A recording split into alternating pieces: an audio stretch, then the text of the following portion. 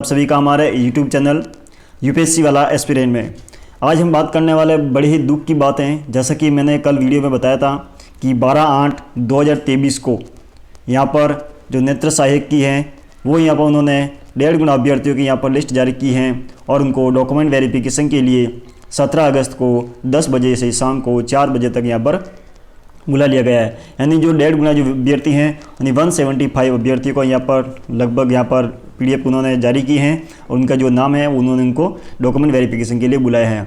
बड़ी बात यह है कि अब ये भर्ती वापस हाईकोर्ट में अटक सकती हैं।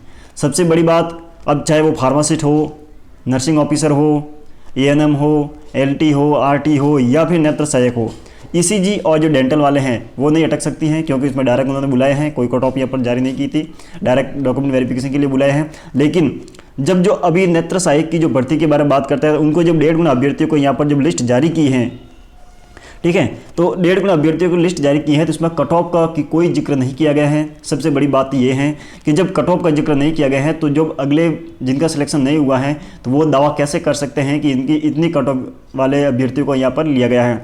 तो सिबू के द्वारा बहुत बड़ी गलती की गई है यहाँ पर।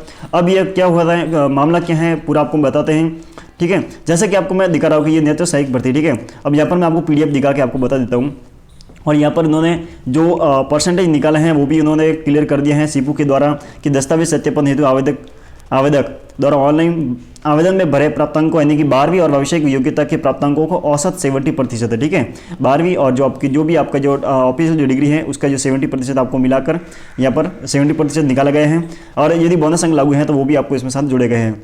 तो लेकिन यहाँ पर इसमें यह उन्होंने दे रखा है कि देख सकते हैं यहाँ पर कि दस्तावेज सत्यापन हेतु वास्तविक कट ऑफ जारी नहीं की जा सकती हैं और यहाँ पर आधार पर या फिर जो बोनस अंक और जो भी ये 12वीं का जो प्राप्तांक और जो भविष्य की जो डिग्री है आपकी, इन दोनों का आपका जो औसत अंक मिलाकर आपको जो 70% निकाला गए हैं, उस आधार पर श्रेणी और वर्गवार मेरिट बनाकर आमंत्रित किया जा रहा है।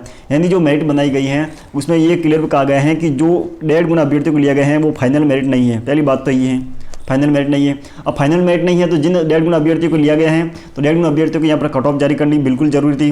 अगर कट ऑफ जारी नहीं करते हैं तो फिर दिक्कत आएगी, क्यों, फिर एक बार हाईकोर्ट में भर्ती जाएगी, वहाँ पर याचिका दायर होगी और लास्ट में सिपू को जाके यहाँ पर हाईकोर्ट में सुनवाई होने के बाद फिर इनको ये कट ऑफ जारी करनी पड़ेगी। क्योंकि पिछली बार भी जब 2018 में ये ऐसा ही मामला हुआ था और लास्ट में इन्हें सिपू को कट ऑफ जारी करनी पड़ी थी। तो ये गलती कर रहे हैं सिपू, उनको मालूम है कि बाद में भी जारी करनी पड़ेगी तो पहले ही कर दे अच्छा है, लेकिन अब ये बड़ी गलती हो सकती है, ठीक है। अब यहाँ पर उन्होंने मैं बता सकता हूँ जैसे कि यहाँ पर अभ्यर्थी के नाम है, जिनका हुआ उनका बहुत बहुत बड़ी शुभकामनाएं हैं। लेकिन जैसा कि यहाँ पर दे रखा है, यहाँ पर जैसे कोई भी अभ्यर्थी जैसे मान लो, ठीक है, जैसे 40, 41, 47, अब कैसे पता चलेगा कि इसकी कट ऑफ कितनी गई है, ठीक है। ST हो, SC, OBC, EWS कोई भी हो, ठीक है। हमको कैसे पता चलेगा कि इतने कट ऑफ गई हैं, तो उनको कट ऑफ जारी करना बहुत ही एक आवश्यक था, क्योंकि कट ऑफ जारी करने के बाद पता चल जाता सभी को कि इतने कट ऑफ के बाद आपका नंबर नहीं आने वाला है।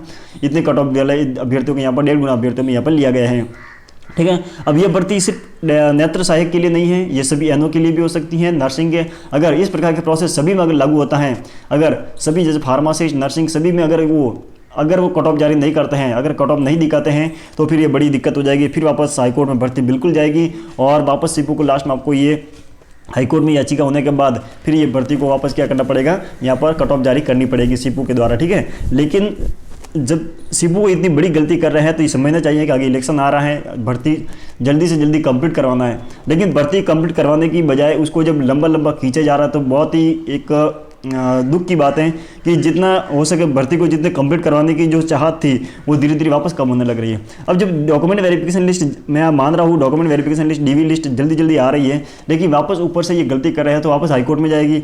हाईकोर्ट में जाने के बाद फिर वापस उसको अगली सुनवाई मिलेगी और यदि सही जवाब नहीं मिलने पर वापस अगली सुनवाई मिलेगी। इस प्रकार से वापस आचार संहिता लग जाएगी और आचार संहिता लगने के बाद फिर ये केस धीमा पड़ जाएगा और यहाँ पर जो डॉक्यूमेंट वेरिफिकेशन लिस्ट है वो बहुत ही धीरे काम करना शुरू हो जाएगा और फिर वापस भर्तियाँ अटकने की बहुत ज़्यादा संभावना रह जाएगी, ठीक है।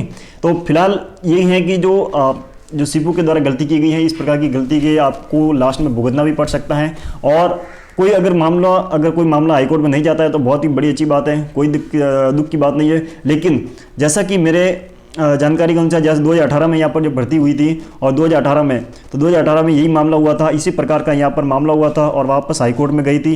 हाईकोर्ट में जाने के बाद वहाँ पर फिर वापस सिपू के द्वारा यहाँ पर क्या होता, ये जानकारी दी गई थी और कट ऑफ जारी कर दी गई थी। ठीक है, तो इस प्रकार ये थोड़ा बहुत शंका लग रही है कि हाईकोर्ट में वापस भर्ती अटक सकती हैं। और बात रहती है डीवी लिस्ट की, डॉक्यूमेंट वेरिफिकेशन लिस्ट सबकी आने शुरू हो चुकी हैं। अभी यहाँ पर 17 तारीख को इसका नेत्र सहायक का जो डॉक्यूमेंट वेरिफिकेशन है, आशा करते हैं 14 तारीख को LT RT या ENM इन तीनों में से किसी न किसी एक की या दो की, यहाँ पर मुझे लग रहा है कि जितना मालूम है कि LT RT ENM तीनों की यहाँ पर शायद लिस्ट जारी कर सकते हैं 14 तारीख को, यानी कि मंडे को, सोमवार को। यहाँ पर बहुत ही जल्दी DV की लिस्ट आने वाली है और उनका 18, 19 या 20 तक, 18, 19, 20 3 दिनों में आपका डॉक्यूमेंट वेरिफिकेशन होने की बहुत ज़्यादा संभावना है। तो बार बार कमेंट मत कीजिए, आप सभी के लिए मैं वीडियो जानकारी लेके आता हूँ, पूरी जानकारी स्रोत निकाल के आपके लेके आता हूँ। तो पूरी संभावना है कि कल लिस्ट आ जाएगी। अगर कल लिस्ट नहीं आती हैं तो फिर 15 को नहीं आएगी। ठीक है, 15 को नहीं आएगी, 16 को नहीं आएगी, फिर 17 को आएगी, ये ध्यान रखना। फिर 17 को आएगी, क्योंकि 15 और 16 को यहाँ पर ऑफ रहेगा, फिर 17 को ही आएगी। ठीक है, और 17 को यहाँ पर इसका डॉक्यूमेंट वेरिफिकेशन हो जाएगा।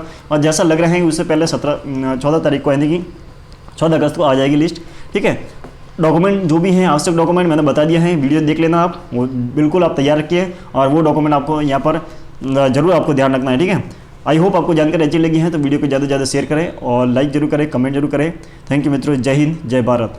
और आपने कौन सी वैकेंसी का फॉर्म भरा है, किसकी जो कट ऑफ लिस्ट आपको चाहिए, मैं NO की मैंने आपको जारी कर दी है। अभी यहाँ पर मैं LT और RT की, काफ़ी लोग यहाँ पर कमेंट कर रहे हैं सर LT RT की कट ऑफ बताइए, तो मैं जो संभावित कट ऑफ है वो बता सकता हूँ। तो यहाँ पर संभावित कट ऑफ मैंने अभी पूरा जांच पड़ताल करके यहाँ डॉक्यूमेंट पूरा रेडी किया है, उसके बाद में आपको मैं अभी अपलोड करने वाला हूँ वीडियो के माध्यम से। तो यहाँ पर देख लेना LT RT की। ठीक है मित्रों, आई होप आपको जानकारी अच्छी लगी है, वीडियो को शेयर करें, लाइक करें, कमेंट करें। फिर मिलते हैं नए वीडियो में, तब तक के लिए जय हिंद, जय भारत।